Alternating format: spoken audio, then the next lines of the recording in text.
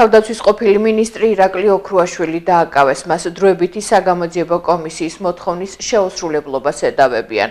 ოქრუაშვილს აღკვეთის ღონისძიების სახით დაკისრებული 20,000 ლარიანი გირაო პატიმრობით შეუცვალეს. შესაბამისად ირაკლი ოქრუაშვილს ბორკილების ხდომათა დარბაზშივე დაადეს. ცნობისთვის ირაკლი ოქრუაშვილს ბრალდება სისხლის სამართლის კოდექსის 349 მუხლით წარედგინა, რაც საქართველოს პარლამენტის დროებითი საგამოძიებო კომისიის მოთხოვნის შეუსრულებლობას გულისხმობს.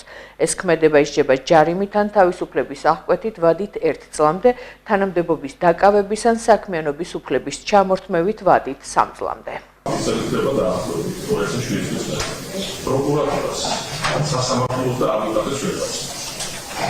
ამას გამოვიდა მივიდე ყველაფერი და უდიდესი გულო. აღარ ვაპირებ მე ჩემს მოვაყოლო 20,000 ლარი უდიდესი სტუდენტის გახდა. სულიერ საკმარისი ექსპერტული სასამართლო დამატებით საქართველოს და ვაპირებ გამოსადნენ მისრების სასამართლოში. ეს არის სულიერ მომზადებული მოვედი ქონდა შეფარდებული ირაკლი ოქრუაშვილს, არ გადაიხადა ეს გირაო, მაგრამ იმპერატიულად კანონი არ ითხოვს, თუ კი ადამიანი არ იმალება, არაფერს არ აშავებს, მაინც და მაინც პატიმრობით შეცვლილი იყო გირაო.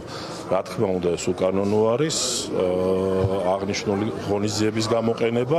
ახლა ფაქტი, ადამიანი აქ იყო პროცესზე, თავისნობით მოვიდა, არაფერს არ არღვევს და ინფორმალობის გამო რომ გირაო არ გადაიხადა, აუცილებლად პატიმრობაში ვიყავ. ბრალდებულის პიროვნება, მისი ქმედება, მისი დამოკიდებულება, როგორც სამგამოძიებო ორგანოსად, მისი სასამართლოს გადაწყვეტილების მიმართ, მისი დამოკიდებულება კანონისადმი და კანონიერი მოთხოვნისადმი, შესაბამისად, მას შემდეგ რაც ბრალდებულმა არ გადაიხადა დადგენილ ვადაში გირაოს ოდენობა და არ ღუია აღკვეთის ღონისძიების პირობა, გირაოს ოდენობის თანხის უზრუნველყოფას არ მოუხდენია მას უძრავი ქონებით, შესაბამისად, აღნიშნული იყო მთავარი საფუძველი, რის გამოც მის მიმართ გამოყენებული აღკვეთის ღონისძიების სახით გირაო შეიცვალა პატიმრობით.